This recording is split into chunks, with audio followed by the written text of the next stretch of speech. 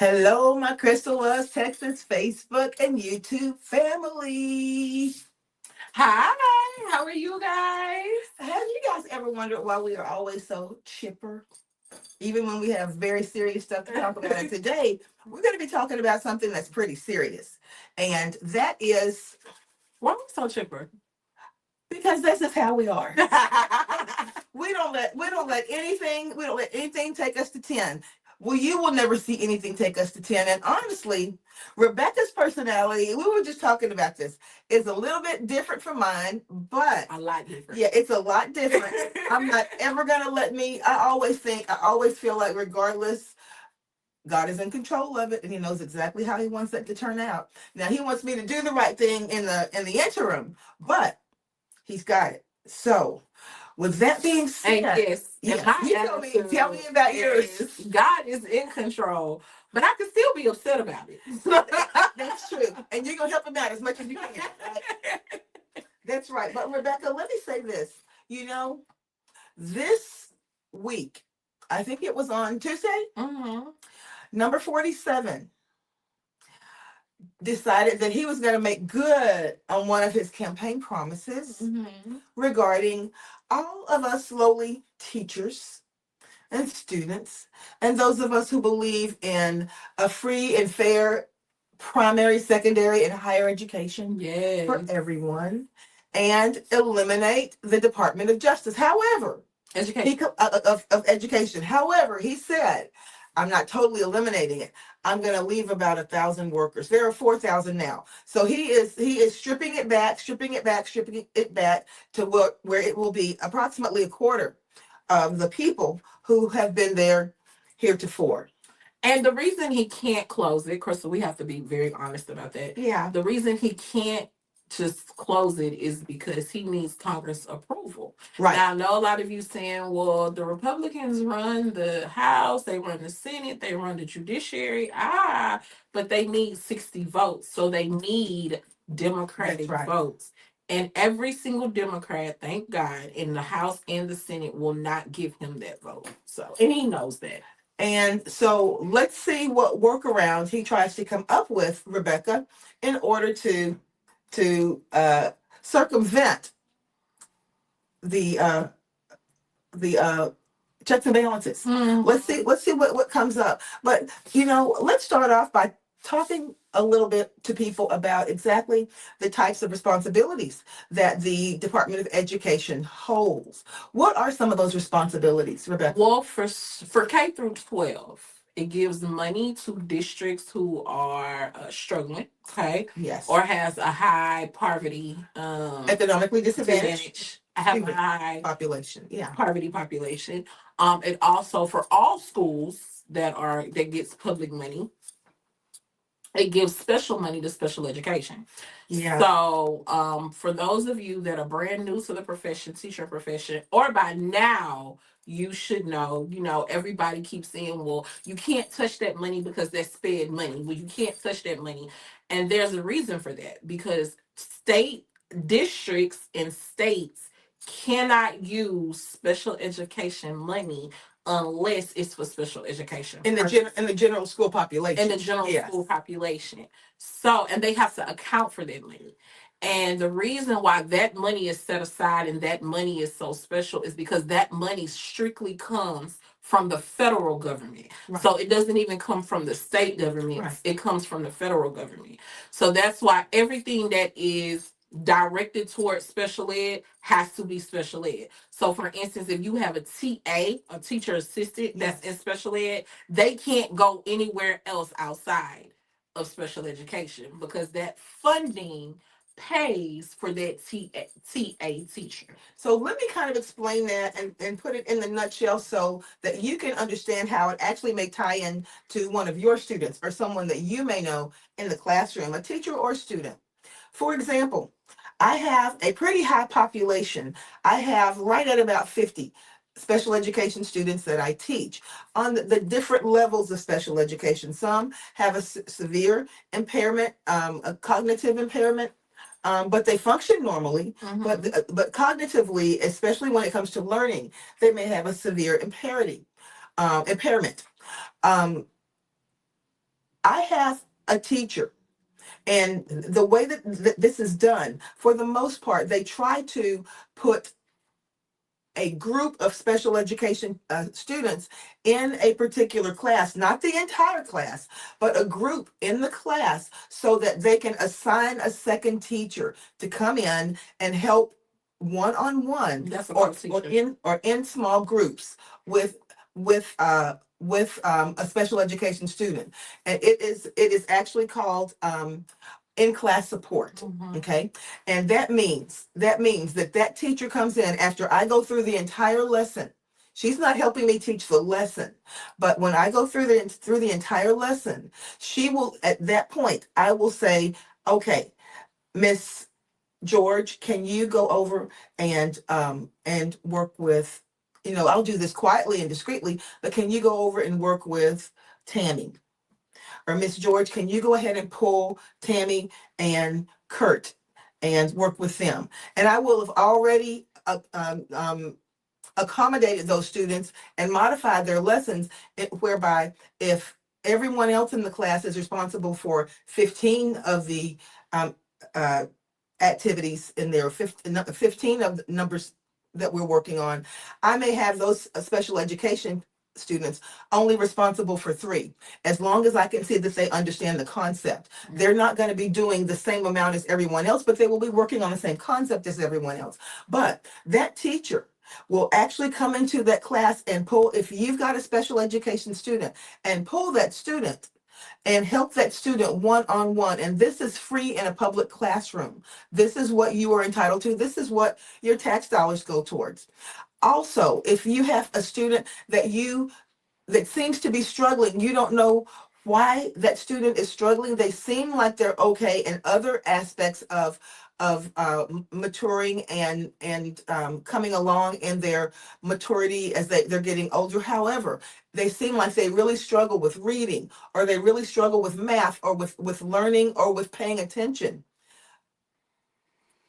Those special education dollars are set aside for a diagnostician to come into that school and sit down with your student and take them through a battery of tests, and they can determine exactly what the needs are, and if there are any needs that need to be met individually or in a specialized situation for your student. You're not paying extra for that.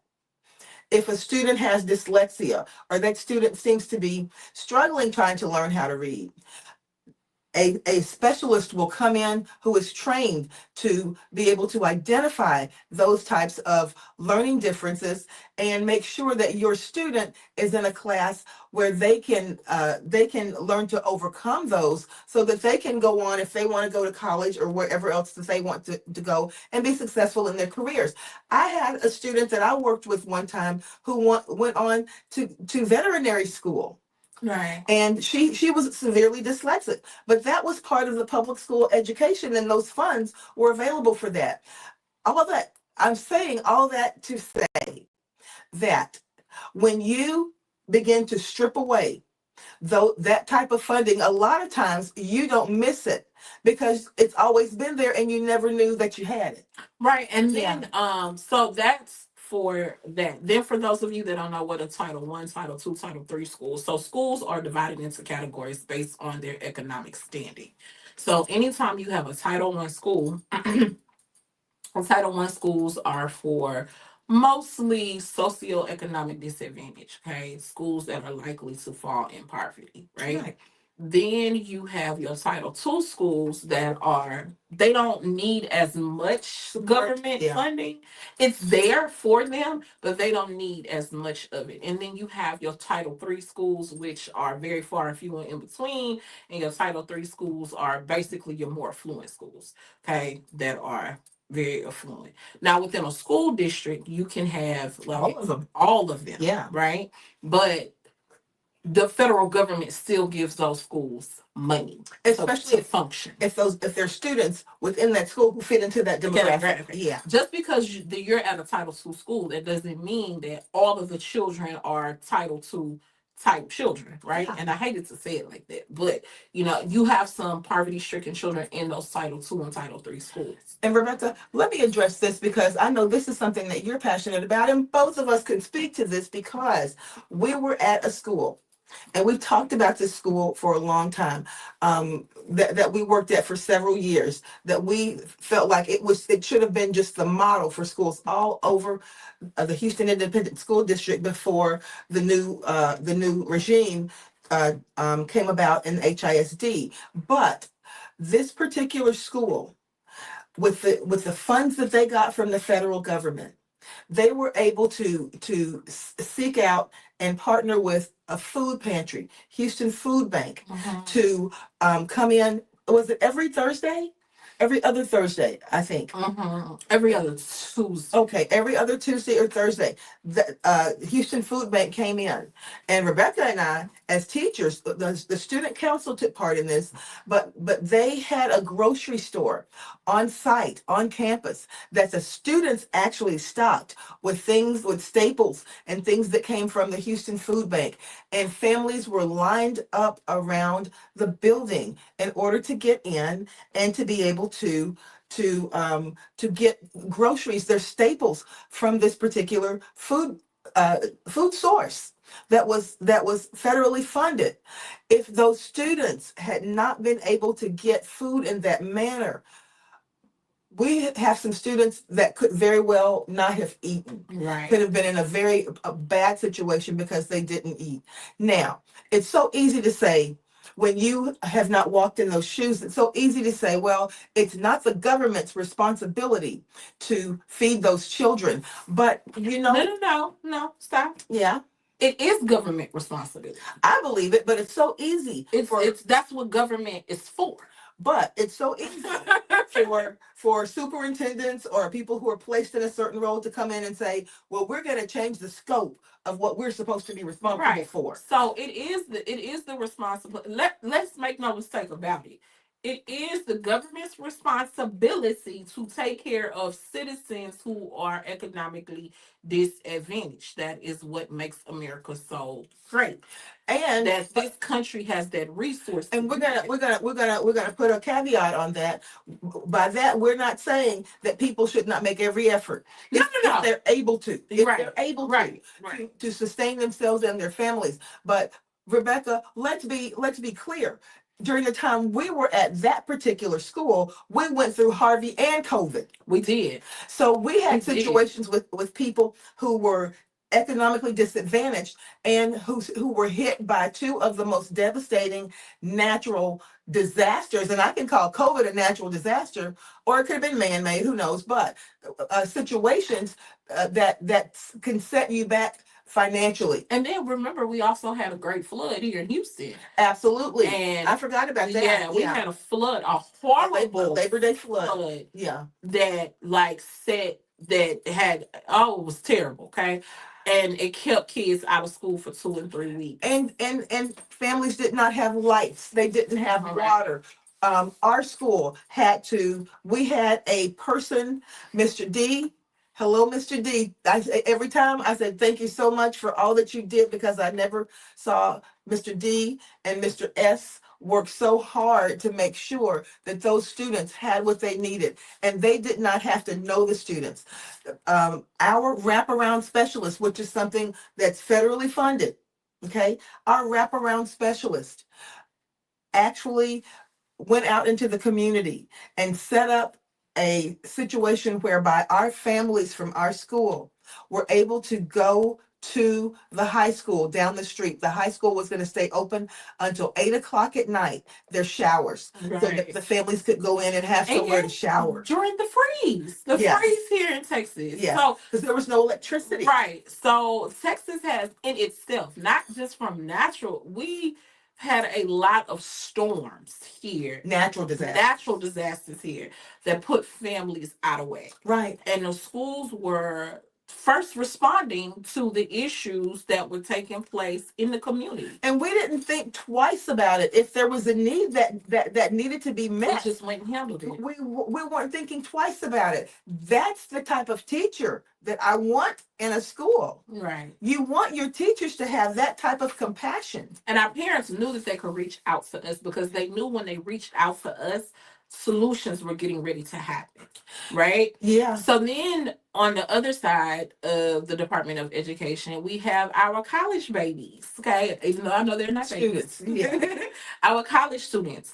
Grants, loans, school finance happens for them. The Department of Education also gives Oversees that, money yeah. to colleges and universities. It's And a half and half, individuals. right? Yeah.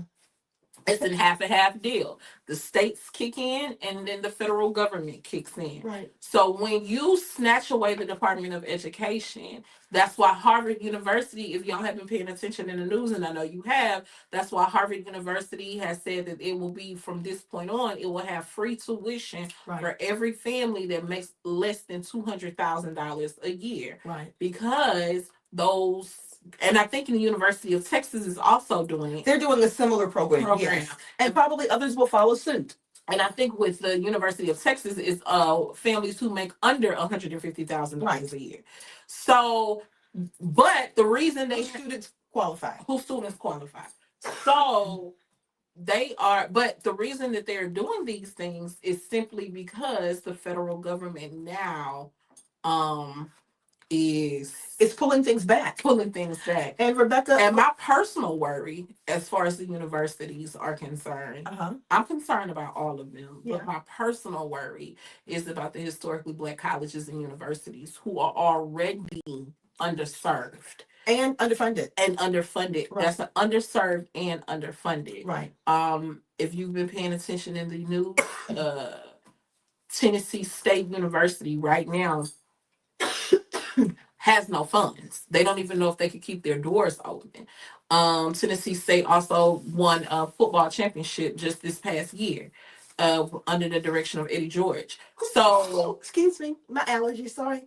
And the problem is that in Tennessee, the Nashville, Tennessee State House owes Tennessee State so much money.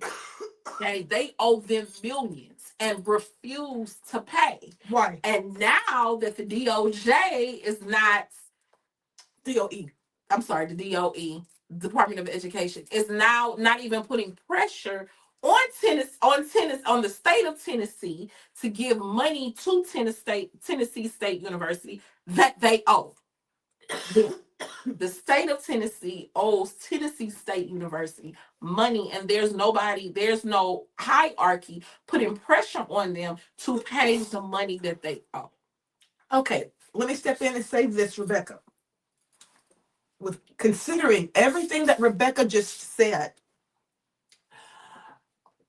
I have to give a bit of a tip of the hat to these institutions of higher learning who have stepped from behind the black curtain and decided to, if this is what you all are going to do, we're going to do something to try to re-level the playing field. Exactly. They didn't have to do that, but people are stepping up. And let's talk about that for a minute, Rebecca.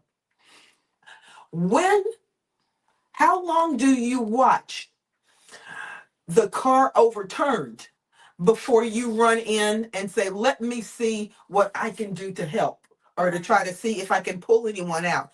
How long do you watch the house burn? And I mean it figuratively, but it could be literally soon. How long do you watch a situation go tumble down a hill at the hands of anyone or any entity who is trying to make sure that the luxury of education is only for people who are in a certain strata? And you know what, Crystal, that's been the argument, but I have a different take on that argument. Okay. I don't think it's about the wealthy affording to go to these universities. Oh no, they will, yeah, because of But I don't even think it's that. I think education as a whole, from K through graduate schools, Right. because let's make it clear. You have the graduate schools where you get your master's and you go to law Right. school and medical school and business school, and all of these schools, they're under attack as well. Absolutely. What I believe is that there is a concerted effort. What I'm sorry, let me step back. There's a thought that educated people are not needed to make a society function. That is a prevailing view, not of everyone, but there's a segment of our society that feels that educated human beings, educate in America, okay, there's no need for people to get educated. And Rebecca, I don't even think it's that. I think that there is such a fear among some people who are in some places that if the masses become educated, that that line that delineates the haves from the have-nots will become fainter and fainter and more faint and more faint. And there are some people who want that line to exist. Right. Also, if you've been paying attention at any stretch of an election, the majority of most people who have degrees, they vote in one direction. Yeah, that's right. Well, and the thing about it is too, not all of them, but it's a vast majority of people with degrees that vote in one direction. Well, what happens, Rebecca? And let's just pull that elephant out of that corner. What happens is that when people are exposed to higher learning and higher education, they are exposed to more cultures. They are exposed to more ideas. They understand that everyone is not going to think or feel the same way, and being exposed to people from other places, from other cultures, it makes you have to sit within yourself and say, okay, after hearing that, I can understand why someone would feel that way. I may not feel as they do because that hasn't been my life experience, but I can certainly understand why they feel the way they do, and it gives you empathy. Right. Now, when you have people who would rather be told what to do, and you've got an entire um, sector of the community who want to be told what to do, they don't want to go and get the information for themselves. That's dangerous for a democracy. Right. That's dangerous for a democracy because the more educated people that you have in place, educated people and people who seek knowledge. I'm not even going to say just formal education, but those who seek knowledge are the ones who create opportunities for other people. These are the people who create the corporations. Every corporation didn't start out as a corporation. It probably started out as a cottage business. It probably started out as a mom and pop business, and then it grew into what it was. Right. Okay, but every person did not start out in a certain way. And when you decide, I am here, I sought this out, but I don't want anyone else to have that opportunity because I want to feel as though I am special. Right. I think it's that too. I think also along the lines of you telling people what to do, um, or people being told what to do. Right. A lot of people have a fear of what they don't know, right? And because of this fear of what I don't know, um, I feel better if somebody tells me, because I don't have I don't know, and I don't even want to say the intellectual capabilities, but I don't have the fortitude. I don't want to think about it. Right. Yeah. I don't have the fortitude or the aptitude or problem solve myself. Yeah. for me to figure it out. Yeah. Right. Yeah. So, my dad has always taught me ever since I was a little girl, you never enter a situation without lack of information. That has served me in this 41 years of living. That has been the best advice I could ever get. Mm-hmm. Because every single situation I go into, you can't just tell me anything. Right. I go look for it, I go search for it, I get an understanding about it. Right. So, but how many people, and this is how truly people make money in business, right? They offer services, they offer products for people to make their lives easier. They become problem solvers. Right. That's the thing. When you are educated, when you seek knowledge, period, you place yourself in a position of beginning to problem solve. Right. And I said, it doesn't have to be a formal education, but if you are a seeker of knowledge, ladies and gentlemen, let me say this to you. Don't ever be someone, try not to ever be a person who you go to someone to ask them how you should think. We kind of got ourselves in that situation here recently by not seeking out the information ourselves. I'm just going to let someone tell me what I should think. And by George, now we're 2 months in, 2.5 months in, and we've got half of the federal government that makes this country run, that protects this country, that keeps this country safe,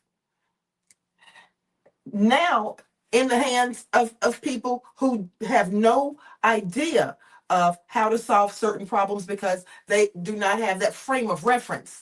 And then not only that, I think a lot of people that goes back to what we've always talked about, right, Crystal, is the ignorance. Ignorance just simply means not knowing. Mm-hmm. A lot of people do not understand how government works and what government does and the purpose of government. See, when we think about government, we think of it in the parenthetical outlook of government. And what I mean by that is we look at government as taxes, laws, politicians and voting and budgets and finance. That's how we look at government.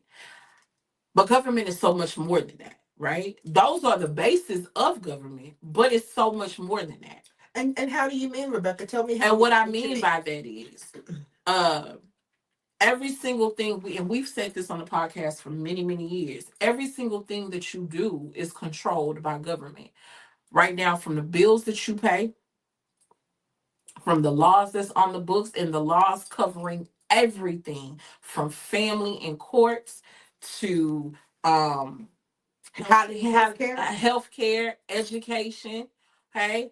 All of those encompasses a law that somebody has to research, somebody has to pass, right? So all of the programs that's being dismantled in front of our eyes, USAID, and I've always called it USAID, okay? But that is the part of government that helps us combat different diseases and poverty in other countries.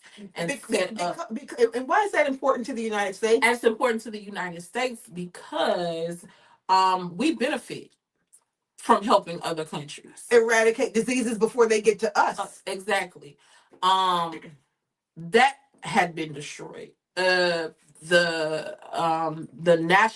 NIH, the National Health Organization, that was cut down, right? Again, diseases, vaccines. There is no reason in 2025 that measles should be making a comeback.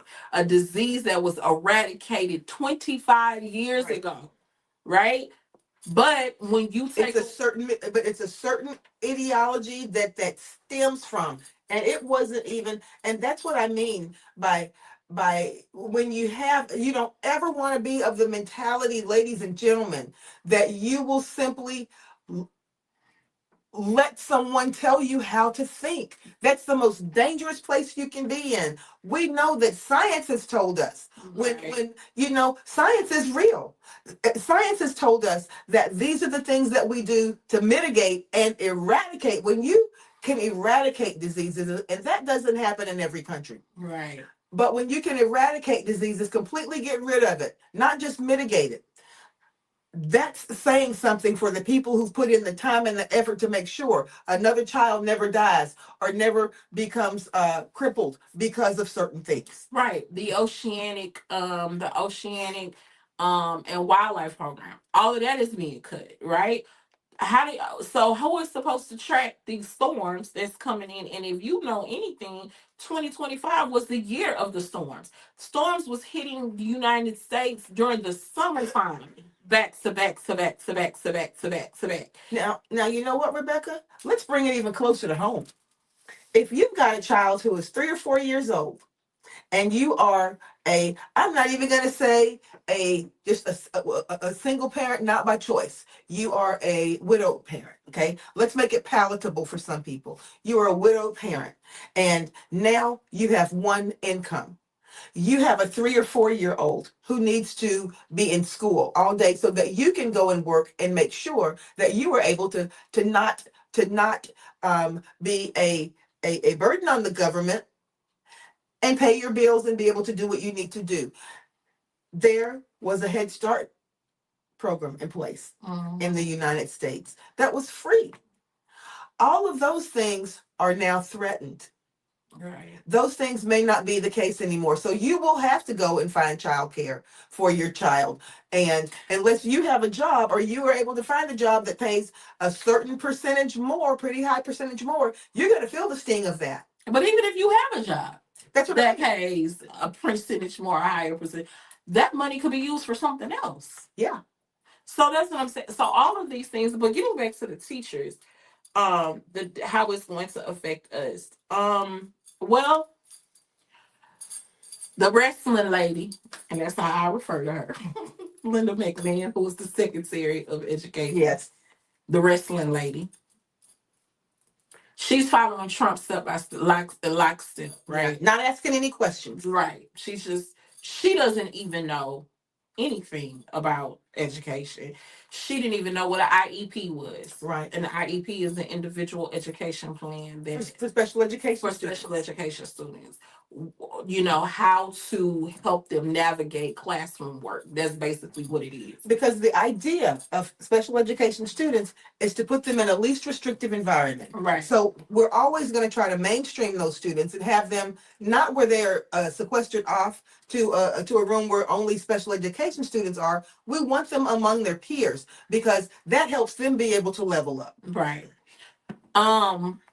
So you have this lady who knows nothing about education, never been in a classroom before. Her only job is to follow whatever Trump says. She's a 47 loyalist, right? But what does that mean for you? And that's what I mean. I'm gonna stop you because I gotta say this here, Rebecca. I gotta say this. That's what I mean when I say you don't have to be a person who is struggling to be a person who waits for someone to tell you what to do. You don't have to be a person. And she's a billionaire. And that's what I mean. But you don't ever want to be a person who is allowing someone to tell you what to do without doing your own homework. If she had picked up a book, if she picked up an article or uh, any plans that had been in place or any of the programs that had been in place and look through them and see how it trickles down, would she still have accepted the job? Probably. Well, and the thing about it is, and that says something too. That says something too.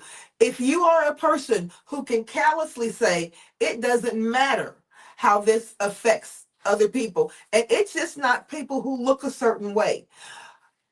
Just last month, NBC, I believe NBC Nightly News went to Appalachia, to West Virginia and Kentucky, and they interviewed teachers who were going to be right in the middle of this storm when this Department of Education bellies up, and they were saying, "Well, we supported 47, and we just didn't think it would come here."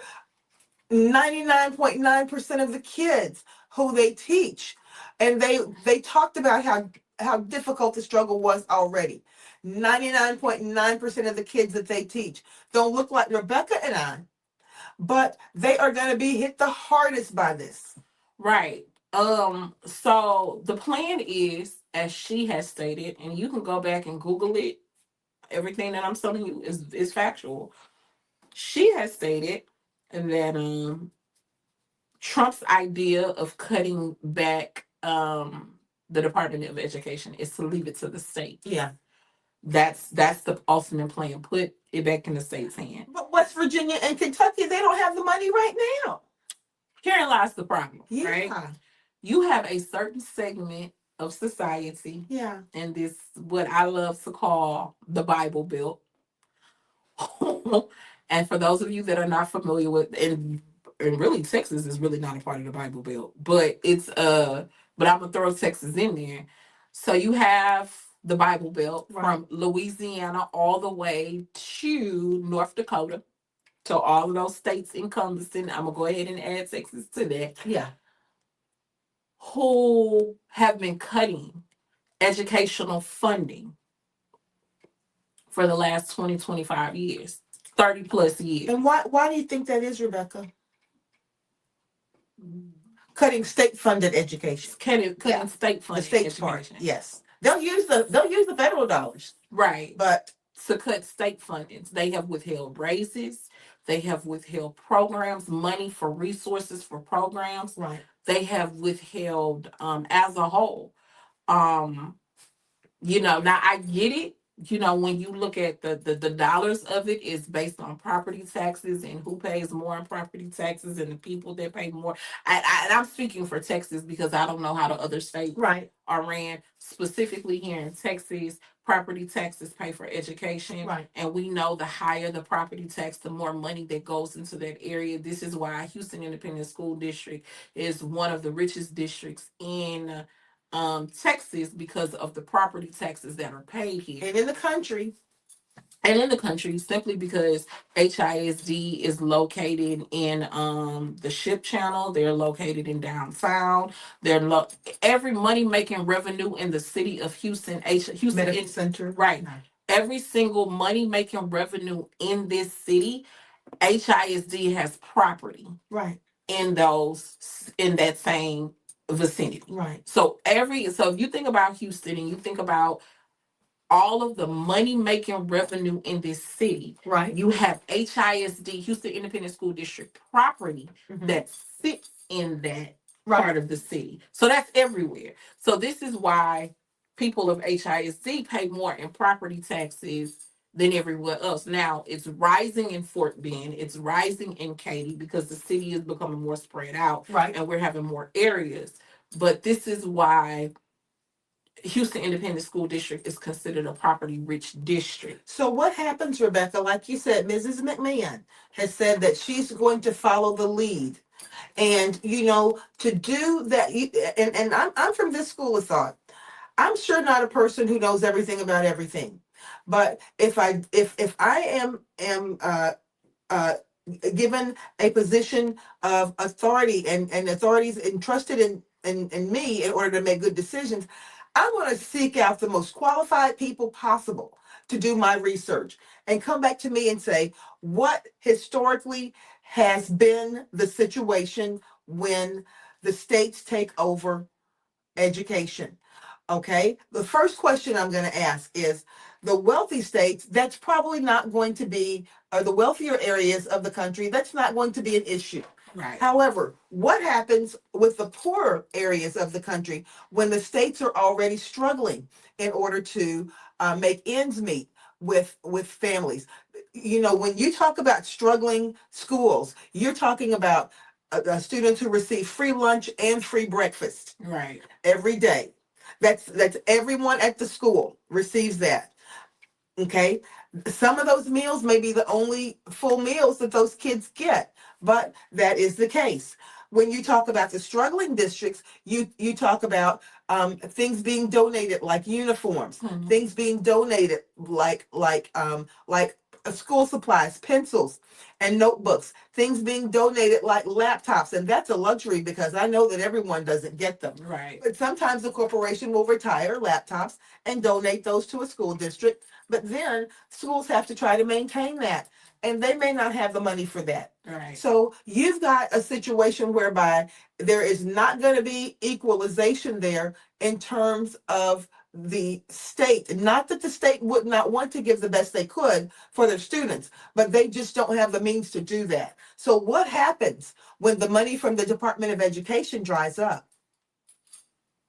What did Mrs. McMahon say about that? Nothing.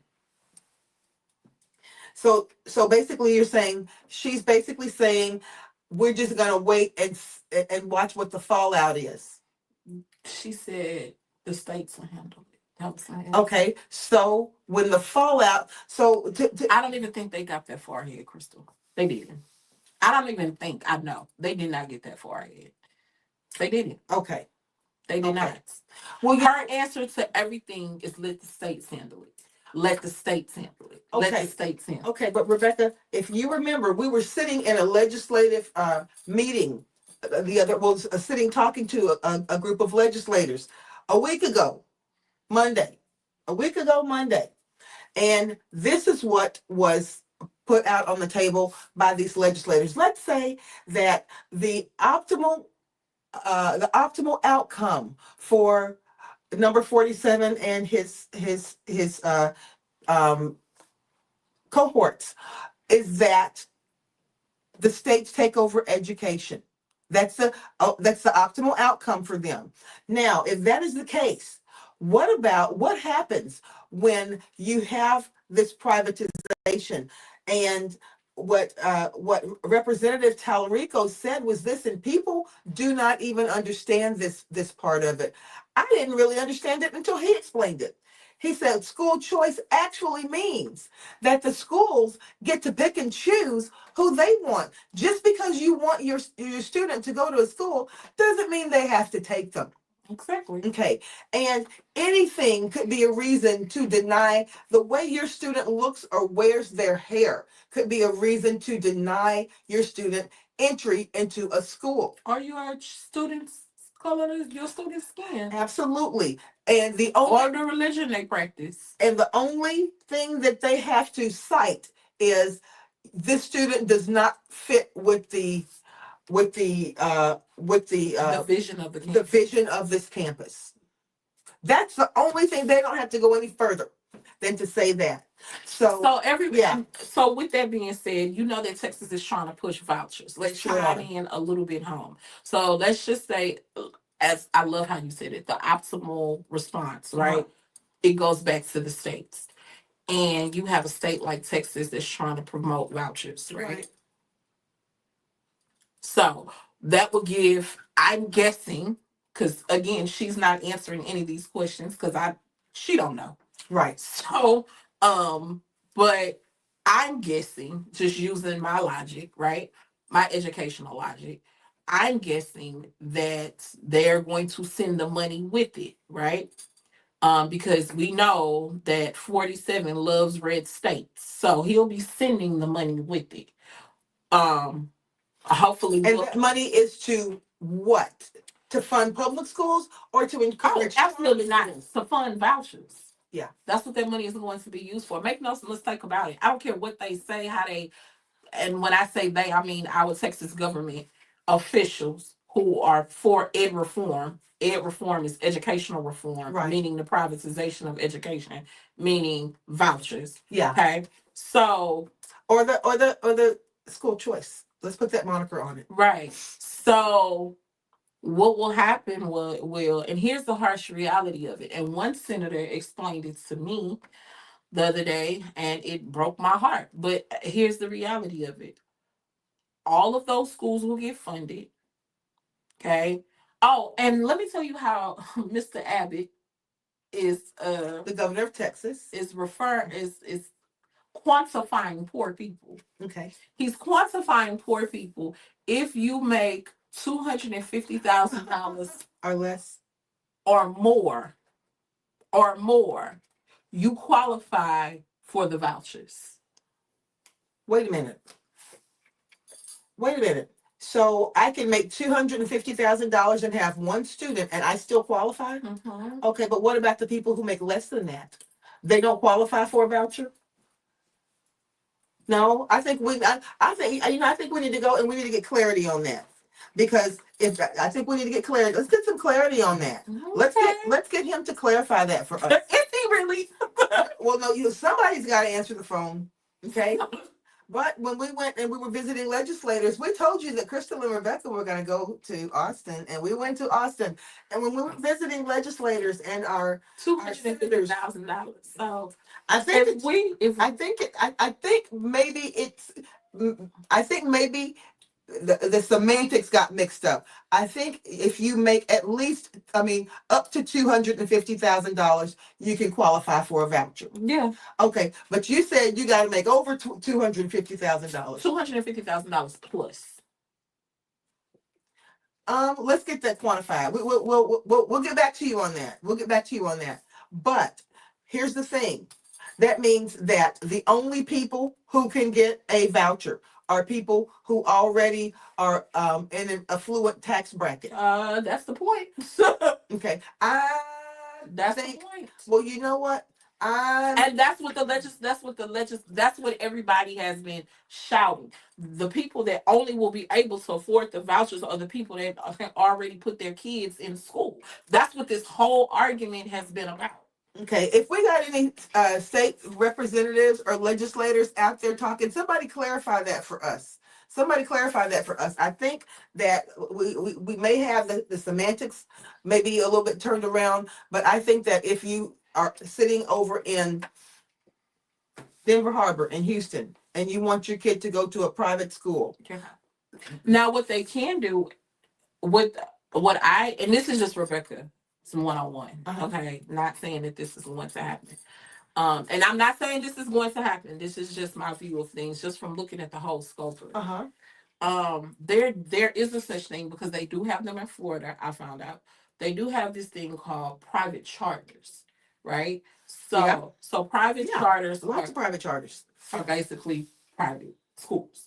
So but they take the public. They do take the public. So that's probably one way they would do it. But even still, with that, if I don't want to take you, I don't have to take you. And we will get that spelled out for you, and we'll get it in writing, and we'll post it so that you can see this too, so that no one will be confused as to who can qualify for these vouchers. Rebecca, let me ask you this. Now, but let me get back to my point with that, though. I'm sorry, y'all. Okay. But let me get back to the original point of what I was saying. What it's going to do is rob the ISDs, the independent school districts, of money and resources and talent. Is going to rob, because there will not be enough money in the budget for resources. This is why nobody wants the vouchers, because it is literally going to rob the independent school districts of resources and talent to pay teachers, and not just teachers, to pay custodial staff, to pay bus drivers, to pay everybody, to even have enough buses on the transportation routes. Exactly. To pick up students. This is why this bill is so bad. Right? House Bill 6, Senate Bill 6. This is why it is so bad, because it's literally going to affect each and every public school. Now, Crystal and I have talked about this privately. One of the questions she asked me, she was like, well, all of these kids gonna have to go to school though, somewhere, right? You cannot educate. That's not even an option. So what is going to happen? And again, this is Rebecca Williams' theory, being around this business for as long as I've been. This is Rebecca Williams' theory. This is not the theory of the Crystal of Texas podcast.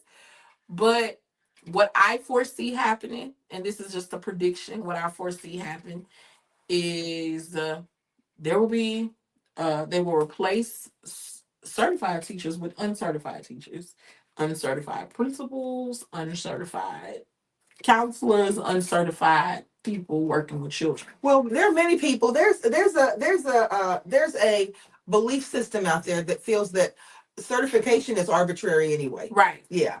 But let me tell you why that's false. Because you may have a good grasp of history, you may have a good grasp of math, you may have a good grasp of science, but what makes the certification valuable is the laws. And that's what I had to realize, right, Crystal? Mm-hmm. The laws, the educational laws, pedagogy, research, how do you deal with children, right? Everybody just thinks you can walk into a classroom, teach, and that's your day. when that's not even, I would even say that's not even a third of your day, right? So you have all of these, like Melissa said on the podcast 2 weeks ago, teaching is hard. It's not just something you can walk in off the street and just do. But not just that, Rebecca. I want you to think about this for a minute. When you talk about a onslaught of private charter schools opening up, which will happen, okay? Private charter schools are owned by private entities, okay? Who can dictate and mandate exactly what they don't want and what they want. They may feel that it's fine to have a Fellowship of Christian Athletes Club on their campus, but they do not want to have a Muslim Students Association on their campus. LGBTQIA student support group on their campus. And there, and here we are rolling back to this again, you being able to press forward one type of ideology above another and try to line people up into a certain belief system or ideology and begin forming a society that will be told what to do and will not think for themselves as far as making decisions. Nothing is more dangerous to a democracy. One thing that the Federalists and the Anti-Federalists, when they were at Convention Hall and they were trying to get that Bill of Rights pushed through, neither of those groups said, your point is not important or it's not valid. But they did say, I may not agree with you, but we've got to find a way to make this work for both of us. And they sat there until they got it done. It wasn't about trying to strong arm someone into your way of thinking. That's not what they did. But also, Crystal, you have to care about the country. Yeah. Right? We have a group of people that is sitting in government right now, locally, state, and nationally, that do not care about the country. Some people. Yeah, that's what I'm saying. Yes. We have a group of people. Yeah. Locally, statewide, and nationally that do not care about the country. You know what? And I don't even think that it is. Let me tell you what I think is actually happening, Rebecca. And we may get some blowback behind this, but I don't care. I'm going to say it. Some of the same people that are sitting in positions right now in Austin that have been sitting there for the past 20 years. Let me tell you what really, really makes me absolutely dumbfounded. How those very people can be terrified into doing something that they never would have done before, but they have become so scared by someone that they will do whatever they are told to do. Now, coming from a person, and that's why I don't know, I may make a poor politician, but let me tell you this. I am never ever going to be sitting in a position where someone is going to strong arm me. If I cannot stand for what I believe in, if I cannot stand for what my constituents believe in, and what I know is going to be in their best interest, then you're not going to strong arm me any other way. Maybe it's time for me to do something else. But that's my point that I'm making, though. Yeah. They don't care about the country. They care about their positions in themselves. Right? And we've been seeing it over and over again, all on social media, every single day, every single hour. These town hall meetings that's been taking place. Yeah. You have a segment of society, and now it's finally coming to light. You have a segment of society now that they do not care about the country. They don't care about the people that they represent. The only thing that matters to them is the power that they hold. And that is it. So, Rebecca, with that in mind, and let's swing this back around to education, because I am throwing this challenge out to my state, especially my state lawmakers. You've got a contingency here of people who are foot soldiers. At this point, even though it's the 11th hour, At this point, what can the foot soldiers do to make sure that our best interest is looked out for? Because if I'm not mistaken, the legislature has not voted yet, correct? Oh no, they're not voting for a while. Okay, if that's the case, my state legislators, what can we do to get to those people that we need to get to and threaten their jobs if we need to threaten their jobs with our vote, to make sure they vote in the best interest of us? I don't care if this is the 10th time this has come across the table. Shoot it down again. And then the next time, whoever is in office who is not looking out for our best interest, we need to give them their suitcase and let them find something else. We can help them find another job. But as far as being in a position where you are pigeonholing our our money for education, that is, should never ever ever be a place where you are allowed to have any type of say again. It shouldn't. And maybe I'm simplifying it too much, but sometimes you have outgrown your usefulness in a job. You've outgrown your usefulness. Don't be someone who can be told what to do or told you have to do this or else. And that's where I'm noticing, and even with the party that I am a loyalist to, um a party that I loved so dearly, a party that I've been an active participant in since I was the age of 18. And I mean an active participant in since 18. That's what's mind-boggling to me about my party. Now I do realize, a lot of them are not in power. I get it, right? They don't hold the majority in the national house or the state house. That doesn't matter. Wait, let me finish. They don't hold the majority, right? So because they don't hold the majority, it's hard for them to make waves. And to become motivated to make waves. Right. Yeah. So I get it. I wholeheartedly get it. But when you are not doing anything at all. Yes, when you're just sitting on your hands. Or when you letting the wind blow. Make statements like it's already done. No, that, or, well, I voted with this because I wanted I didn't want them to, I didn't want this to be a distraction. And I'm talking about the majority leader of the Senate in DC, who is, the minority leader of the Senate in DC, when making statements and saying, the gentleman from New York saying, well, right, I voted for this because I didn't want this to become a distraction. And you basically have given the CR the key to the kingdom. You've given the CR away because you said you didn't want it to be a distraction. Right. This was one of the leverages. This was one of this is one of the leverages that you had, and you gave it away because you were saying, well, we don't want to be used as an excuse. And it didn't sound like an excuse to me. It sounded like a cop-out. Yeah.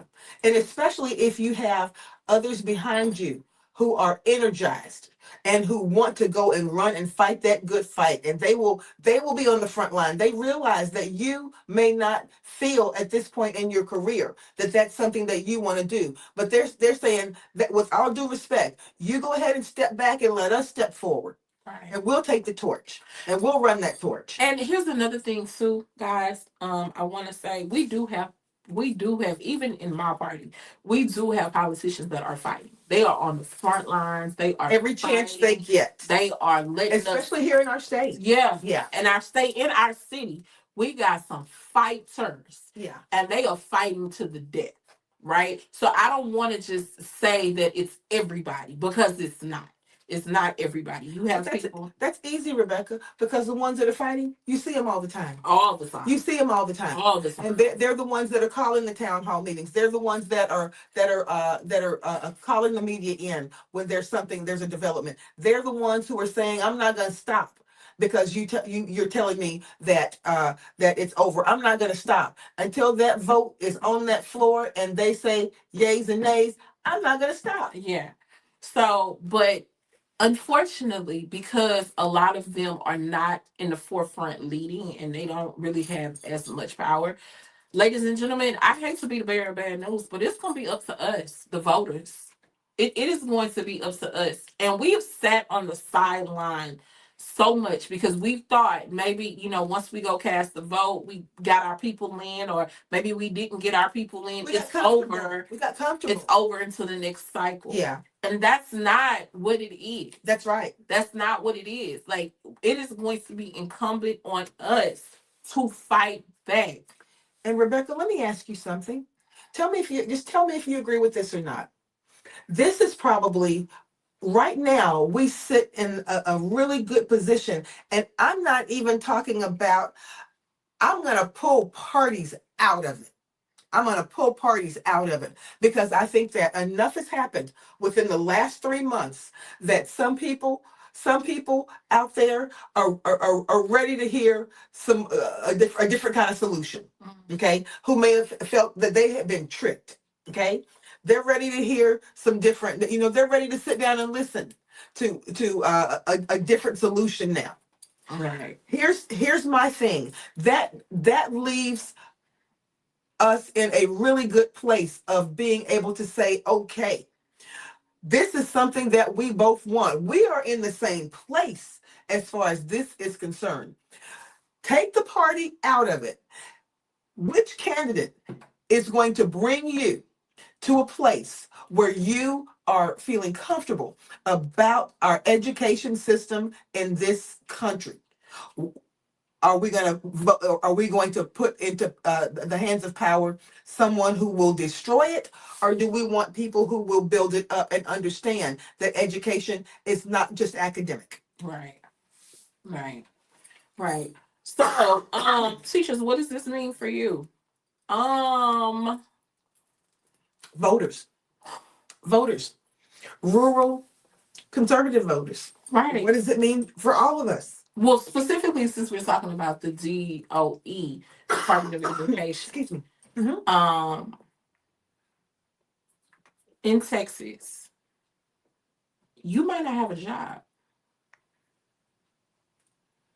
So all of those certifications that you worked hard for, all of those degrees that you went and got in educational leadership, curriculum and instruction and counseling, and these EEDs that y'all went and got, maybe useless. And here's the thing.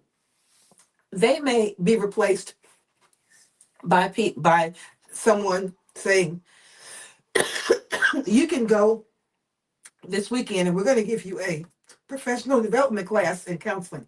Professional development. And you are the ones who are going to counsel students in your classroom. That's the kind of thing. Right. Excuse me. That's the kind of thing that we're moving towards, where you're taking all of the value and the specialization and the special training that it takes to be able to maneuver these different fields in a successful way when it comes to helping students. You have a situation whereby all of the value is taken out of that, and they'll say, okay, well, if y'all are saying that students need to have a socio emotional learning, go take this professional development class, almost like what we take at the beginning of the year, the compliance courses. And now you're qualified to do this. So they're basically, you're being told that what you have done and what you have earned and what you have brought to the table has zero value at all. Yeah. That's basically what's being said. You don't have, there's no value to it. Right. In an effort to make sure that education and good, strong education that questions, where people are taught to question their circumstances, is not something that we are pushing forward. Right. Your children will go to school. School will continue to have that. School will not be obliterated. Even though I know that's what some people want, because they've said it. Because I've heard people say, well, With AI technology, there'll be no need for school. AI is going to replace schools and teachers. Well, teachers aren't part of schools. Right. But AI is going to replace the whole education system altogether because children will be able to learn whatever it is they need to learn at home with AI. AI is going to teach them. So, and I've heard, oh yeah, people have said that, well, teaching school is going to be obsolete. Yeah. So, teachers, what am I trying to tell you to do? Or what I'm trying to suggest, because I'm not trying to tell you to do anything. What am I suggesting for you? This is your profession that you've worked hard for, Right. that you've got certifications for, that you got degrees, and we all know that teacher test was not easy to pass. I don't care what you took it in. You're going to have to fight for your profession. Gone are the days where you can sit back and say, oh, the union is going to handle this, or the people that are voted for is going to handle this, or they're not going to do anything because people need education. No, beloveds, those days are long gone. You are going to have to, and I know, and for us in Texas, we've been so comfortable as educators in Texas where we felt like, you know what, it'll solve itself. We're no longer in that time where it's going to solve itself. And Rebecca, let's say this because I know we're coming to the close of our podcast, but let's put this out there. Those those people who make no mistake, don't ever forget this. Who's in Austin at that session right now? Those people work for you. They don't work for any man who has the largest office on the state capitol building. They don't work for him. They work for you. The minute they start voting against your best interest is the minute you need to fire them. Isn't that the favorite term of one of our presidents? Mm-hmm. You're fired. You need to go and tell your state legislators and senators that you make this the last time that you put your name on a ballot from this area because you knew that this is not what we wanted, but you voted against it anyway. I mean, you voted for it anyway. You were fired. That right. So my message to teachers, though, my personal message to you, it's time to fight. It's time to fight. It's time for you to go to your school board, go to your school boards, and tell them what's going on in your classrooms. It's time for you to write your state representatives. It's time for you to tap into your unions now. Right. Okay. One important lesson I learned from the teachers union is this is your union. Right. This is your union. They fight for you, right? So you need to tell them exactly what's going on so they can so you can participate, be an active participant. This is about your profession. And if you love teaching and this is something that you want to retire from, and this is something that you want to do, and this is something that you love and have come to love, then you need to go fight for your profession. Absolutely. Period. Gone are the days when somebody else is going to handle it. We just talked about that. Gone are the days when, oh, somebody else will do it. No, no, because they're trying to eradicate it and put you out of a job.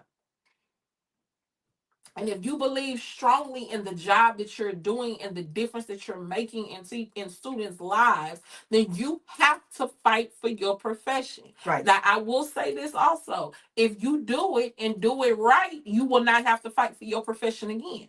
This will just be a mark in history. But you are going to have to stand up and fight for your profession. Point blank, period. And Rebecca, let's throw this out there again because we do want our lawmakers to chime in on this. We want you to give us, and we'll make it real simple. 1, 2, and 3. What can we still do at this point? At this point, to make sure that we are doing exactly what we need to do to make sure that we put a rope around these people's hands so that they will know that we're serious as far as not as voting against this. I don't care what you promised to someone. Give them that money back. If they gave you money to vote a certain way, I hate to put it like this, give them that money back. Oh, they're not getting that money back. But you know what? But you know what? If you if you stand by what Horace Mann stood by in the 19th century when he said there needs to be a good and strong public education system in every state in this country, and the U.S. government needs to ensure that. Who's upholding that now? Are you going to stand up and stand by that? Are you? That's the question. I don't know, Rebecca. Do you feel that there's anything that can be done so that well, we'll say it again, state lawmakers, you tell us. All you have to do, you don't have to come on here, but you can come on our podcast next week if you want to. You can. And you can tell us one by one by one. If we can get a state lawmaker to commit to come on here, we can make sure that we can guarantee you what, 10,000 views. Mm-hmm. We'll guarantee you 10,000 views if we can get a state lawmaker to come on here and tell us what we can do at this point, knowing that, and we will promise you, we will never allow ourselves and our other teacher friends to get in this position again. But if you can come on and tell us 1, 2, and 3, what we can do at this point to make sure that this is in our favor, please do that. I agree. And Rebecca, what do you think right now we should what's something that people need to share this podcast. People need to comment. It'll be shared. People need to comment. Let's take a look at some of the comments that we have. Do we have any comments on here, Rebecca? I don't see any yet, but I know that they are coming. I know that those comments are coming. But I'll tell you what, when they do, we are absolutely ready for them. And we know that um, we'll probably go back to Austin. Yeah, we're gonna have to. And how easy, why don't you tell everyone, Rebecca, how easy it was for us to get in to see our lawmakers? Oh, our lawmakers, Let's do a shout out to our lawmakers. First of all, my representative, I love you, Lauren. Oh my God, Lauren, you are my heart. Yes. I worked hard for Lauren to get her into. It wasn't just me, but since this is our podcast, Yes. I'm gonna say it. I was pushing Lauren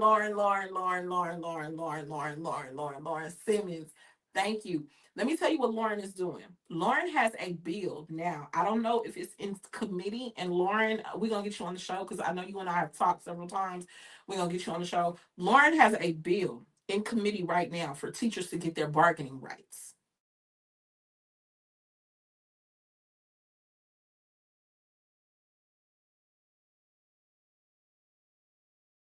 Need be, if need be, if we can't come to the table, now again, it has not been passed. I don't even think it's made it out of committee. Okay. Yet. Okay. But if need be, we got to strike as teachers without getting our retirements and all of that penalized. She has a bill right now that she has sponsored for us to strike if need be. Right. And there's some teachers already striking in some parts of the country right now. Right. But Texas doesn't have that luxury because of our rights. So, but she has a bill. So Lauren was also labor. She was she worked for HFT. She also she worked for A-Leaves teachers union. So Lauren has been in the labor movement, and she also created the first labor caucus. Do you not know that labor was not even represented in Austin? We were not represented, and I say we because Crystal and I were both part of the teachers union. We were not represented. And you know what, Rebecca? Let me say this one last thing before we get ready to go.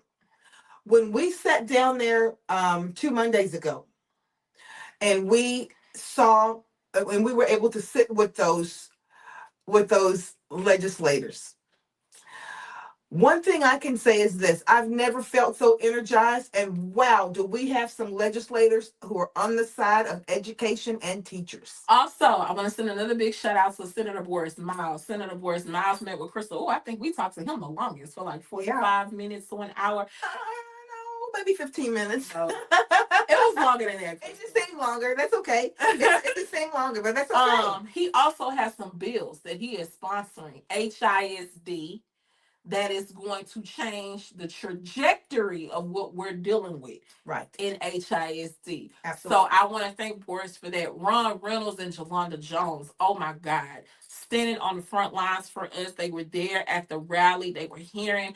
And I think Ron Reynolds was with us the entire morning. Like, I don't think he even went in his office at all. But he's been on the front line with since the very us. beginning. Jolanda has been had her running shoes on since she won. Had her running shoes on since she won. Representative Jean Wu. Jean Wu. Oh yeah. Representative Tallarico. And there were several others, but there are, and this push to hold back this school choice. Oh, Molly Cook. Oh my God, Molly, I'm so sorry that I left you out. Senator Molly Cook. Oh my God, Senator Molly Cook. She has been with HISD since this takeover and has never left our side. Okay. Okay, let me finish this really quick. One thing that I want to say is that we have got people who are willing to go to bat for us, and this is a it is a nonpartisan effort. We have Democrats, rural Democrats, and we have Republicans and independents who understand that this is going to be a bad thing for Texas, and that we need that Department of Education money to come down to Texas. We need that. We don't need the Department of Education to be stripped. But Rebecca, we're going to have to go ahead and close it out. You got anything that you want to say before we leave and before we do our little? Okay. The only thing that I want to express, I want to send a shout out to my family, a special shout out to my family. This weekend was our family reunion on my dad's side of the family. And I just want to send a big shout out. I didn't realize my family was supporting us as hard as they are. Wow. And they're scattered all over Texas, all over Florida, in California. They're just everywhere. Minnesota, they're everywhere. They're watching the Crystal Loves Texas podcast in Florida. So I just wanted to send a big shout out to my family. You don't understand how this weekend has changed my life, just being with you guys. And I love you all so very much. And thank you for the support. Thank you for encouragement. Thank you for the cries and everything we had this weekend. But most importantly, thank y'all for supporting me and Crystal and our new adopted member of our family. Thank you for supporting us. And not just my family, but I just want to thank everybody who has supported us up to this point. You know, guys, when I do the Rebecca recap, I'm always saying run up the views and thank you, thank you, thank you. But thank you guys so much for tuning in, for supporting us, for loving on us, for giving us encouragement and support. We definitely appreciate it. And continuing to support teachers and education. We're not going anywhere. We're not going anywhere. We're going to fight the good fight, but we cannot do it alone. We can. So I just want to thank y'all for the opportunity. We are teachers, classroom teachers, been teachers forever. We are considered vets in the game. We love y'all. And I know sometimes, especially me on the HISD teacher group, because I am one of the administrators. Right. I know sometimes I can be a little harsh, but guys, I want this for us. I want us to band together and get rid of the things that are happening to us. It is not fair that you guys have to go to work and be stressed out and you can't even be present for your own kids. Right. It's not fair. You are doing the best job that you can do to the best of your ability, and you deserve to be treated like the professionals that you are. And sometimes I think you guys lose sight on, because we get caught up in the politics of it. And I think that you lose sight on what you actually deserve. And Rebecca, you know what? Let's just be very honest about this. And I think that this is going to be something. I'm going to say something that's going to have to make us look in the mirror. Before 2000 and 2012. That's when that's no. When did President Obama go out of office? 2012. Okay, before 2012. No, No, I'm sorry. He no. went out 2016. Yeah, 2000. Well, really 2017. Before 2017, when you sat down at a table or lunch, did you really even ask anybody about their politics? Was that something? Could you sit down at a table with anybody? I wasn't even thinking about any. We have been pushed into being so combative with each other about something that didn't even matter. So that should let you know that this is a very intentional thing that's going on. Yeah. To pit people against each other. It's very intentional.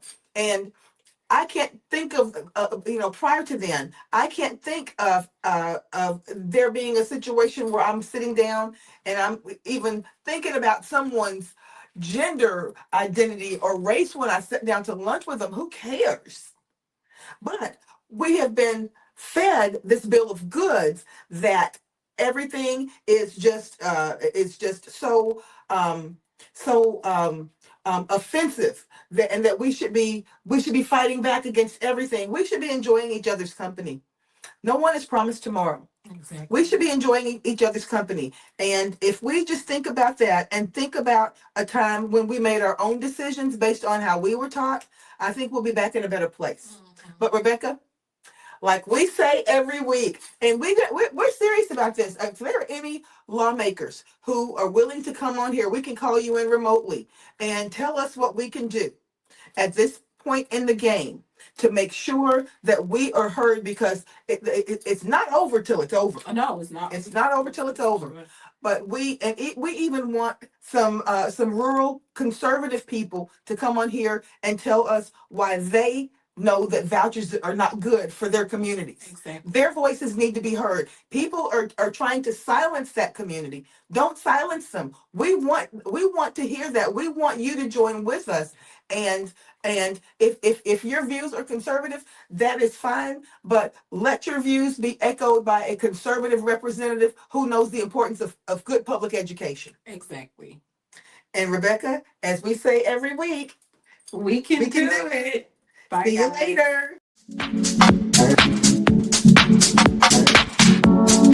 later.